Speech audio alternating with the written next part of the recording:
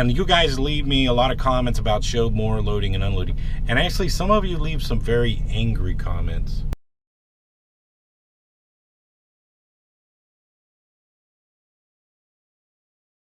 Good morning. We're in Salina, Kansas.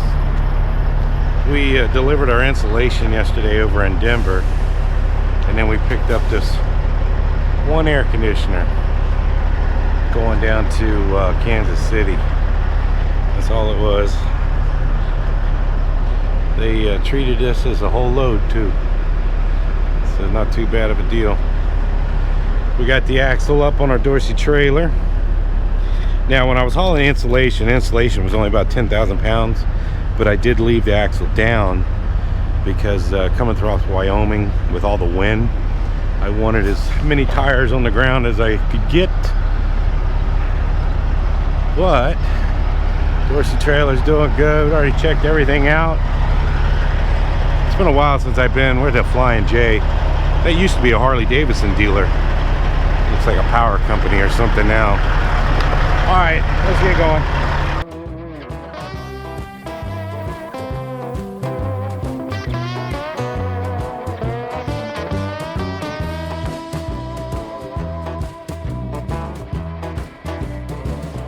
Okay, we're at the service plaza just east of Topeka, Kansas. I had to remember where we were.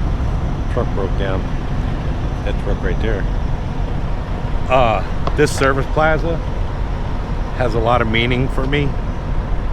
It was in this service plaza right here that I decided to become an owner-operator in 2001. I was a company driver at the time doing household goods, and Teresa was with me, and we'd been talking about it for a while, and I decided to be owner-operator. I'd already made the phone calls for a truck and everything else, and my boss knew that it was coming, but I called him from this truck stop here and told him that that I would be going as owner-operator. But every time I drive by this service plaza, I think about that. I don't know if it was a good move or not, but I've enjoyed being an owner-operator. I enjoy taking care of and maintaining a truck, operating a truck. I've said it before, never really about the money. I do okay. Sometimes I struggle, but I have fun at it. But anyway, so this is the service plaza. 2001, I made the big decision. So when I called my boss at the time, I left on good terms. It wasn't a bad breakup or anything. It was just kind of a dream I had to own my own truck. I had made arrangements. At the time, Freightliner was selling trucks. They were just starting Freightliner, what they called select trucks. I think they're still around, but I'd made arrangements, so I bought me an old JB Hunt cab over. Oh, that thing nickeled and dimed me to death. But that was my very first truck I bought. Next right. And I had that. 1 mile. Merge onto I-70 East. I had that for 2 or 3 years. I kind of liked that truck because it was my first truck. It was one of those flat floor cab overs. Had a little L10 Cummins in it. 10-liter Cummins. And to give you a size difference, this is a 15-liter engine in this truck. And that little L10 was a 10-liter Cummins. But I'd give JB Hunt credit. They knew when to get rid of their trucks. It only had like 450, 500,000 miles on it. But man, that thing nickeled and dimed me to death for my first truck. And in 2003 is when I bought my first new truck, my 03 Peterbilt. Yeah, that was a faster route via Kansas 10 East, which saves 2 minutes. that was If you prefer to stay on the current route, tap no thanks. big decision that I made. And in the household industry, summertime's the busiest. And I had told my boss that I would stay around till the end of summer. And I think it was like September or somewhere around there is when I left. All right, we're over here near Springfield, Illinois. We loaded this morning and delivered one shipment. One stop today, and we got another stop tomorrow. I can't show you what's on my trailer. I can show you the back of my trailer because there's nothing on there, but I can't show you what's on the front of the trailer. But we'll look at this guy's trailer. It's got some brand new hearse on here.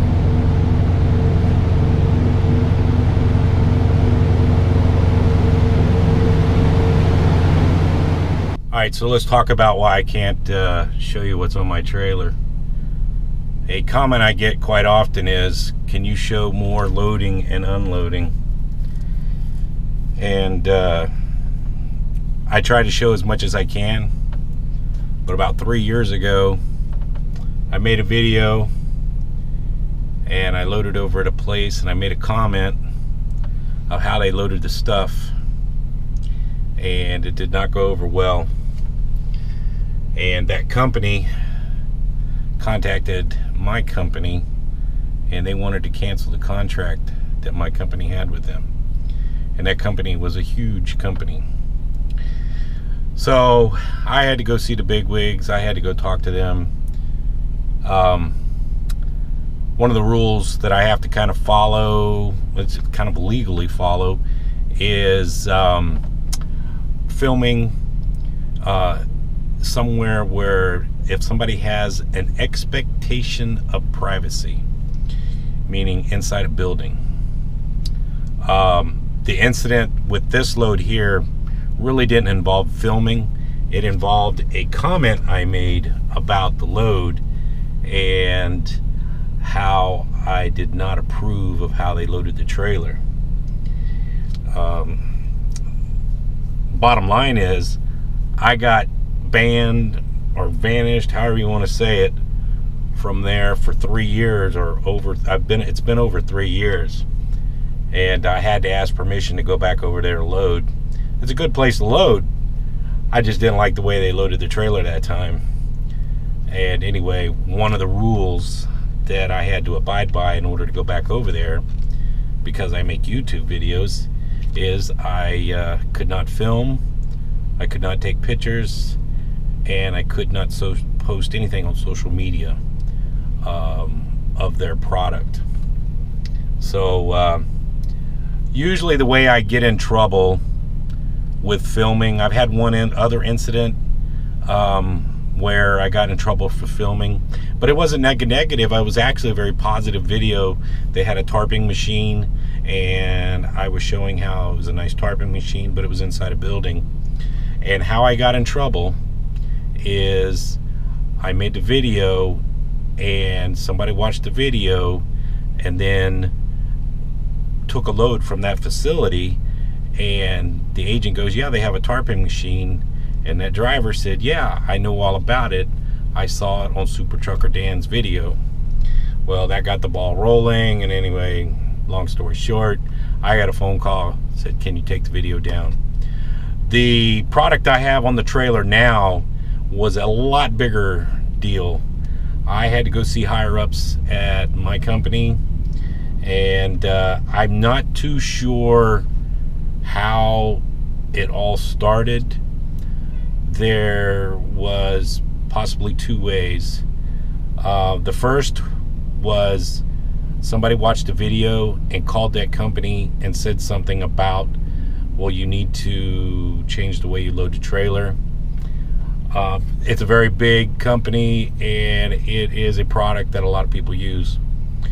The second was I used the name of the company, of the product, in the title of my video. So I would take the hit for that. I believe this company has like web bots or whatever, people that actually go through social media. I don't know what happened, the camera cut out. So I believe this company has actual people that go through social media and picks out anything with their company name in it. And so what I have to deal with, and you guys leave me a lot of comments about show more loading and unloading. And actually, some of you leave some very angry comments about loading and unloading. Why don't I show more? And some people are very upset about that. On average, my channel gets between 200 to 400,000 views per month. So almost, 500,000 people watch my channel a month. Not quite that much. It all depends on how many videos I put out. But that's a lot of people. And usually how I get in trouble, and I say in trouble, or usually how people find out I'm filming at a location, is somebody watched my video, they went there to load, and they either know the guy on the forklift, or they'll say something like, oh yeah, SuperTruckerDan made a video about being here and this and that usually gets the ball rolling. So that's usually how I get in trouble for loading and unloading. So I have to be very careful where I load or where I film. I can film if it's can be seen from a public space. It's fair game. If I back into a building, that's pretty much no. If I go through a security gate, and even if I load outside, but I went through a security gate, there's kind of a expectation of privacy there. So I have to be careful. And I know you see other guys on YouTube filming and stuff, but I don't think they have as much interaction as I have with my channel.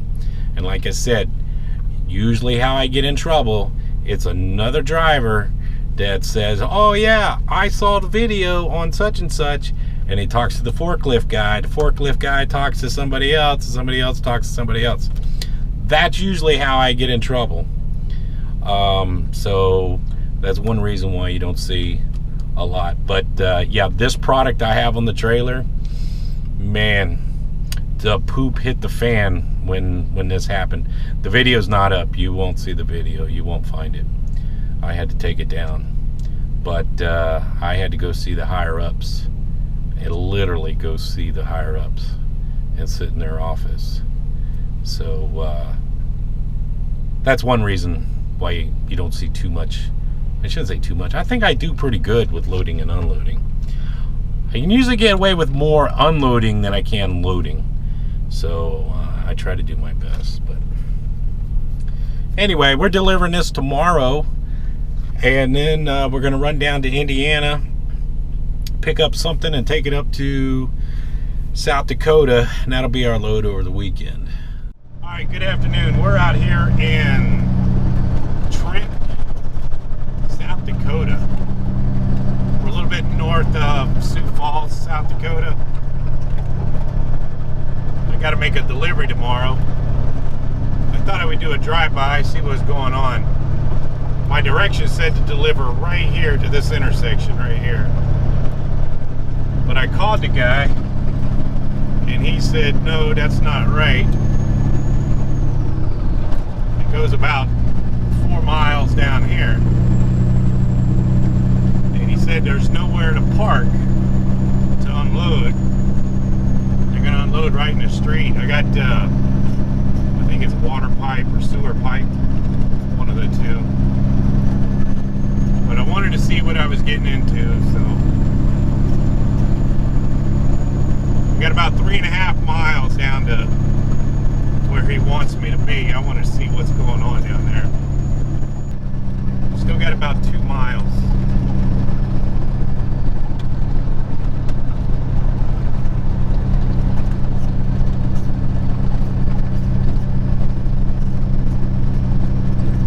The sign said water treatment plant right there, so it must have something to do with that.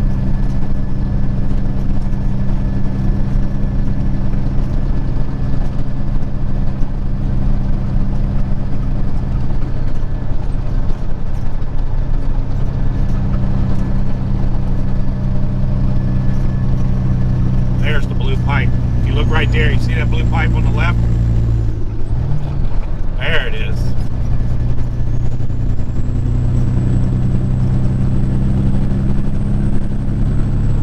That's what I have on, is that blue pipe right there.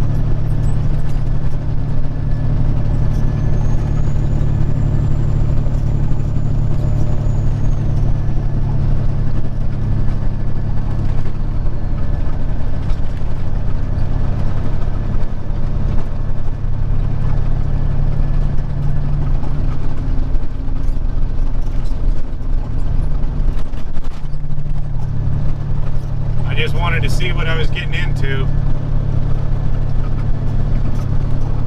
Let's see. It stops right up here at this stop sign.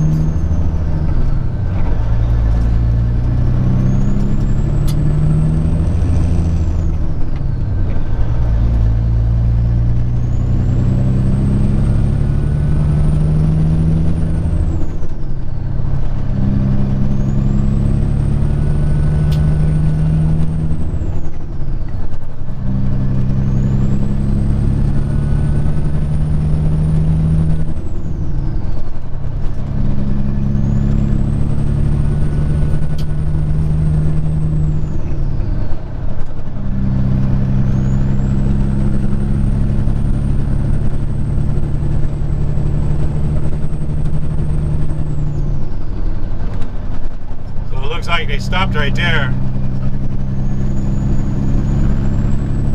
He told me to come down here to the next crossroad.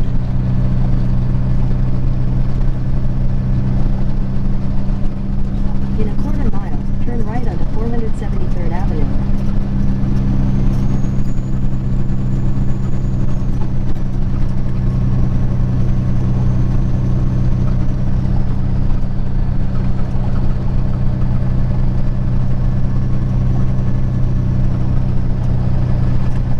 Take the next right onto 473rd Avenue, then your destination will be on the left. This is where he told me to be, so he must mean right there where that construction ends right there.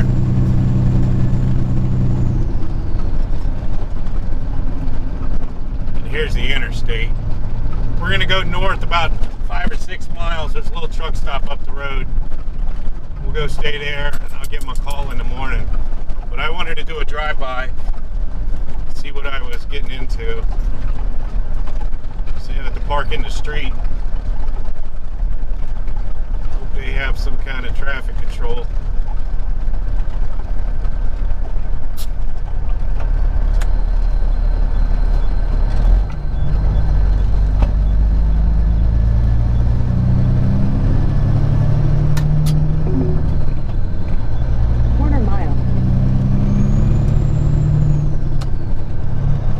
The little truck stops next exit up the interstate.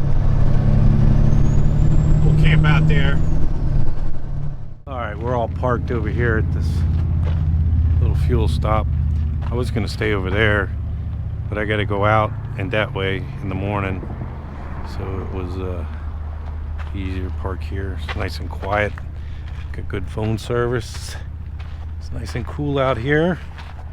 I did wash the truck over in Walcott a couple days ago, and the trailer. The Dorsey trailer really needed a good wash. It hadn't washed it since I picked it up. It cleaned up pretty good. So that's what we loaded as a pipe. You guys saw that. So I'm not too sure how they're gonna do it, but he said they're gonna unload it in the street. That's what we got. It's nice and peaceful here. All right, we'll call it quits. Get this unloaded tomorrow. I don't know what we're gonna do after we get this unloaded. I don't have a reload yet.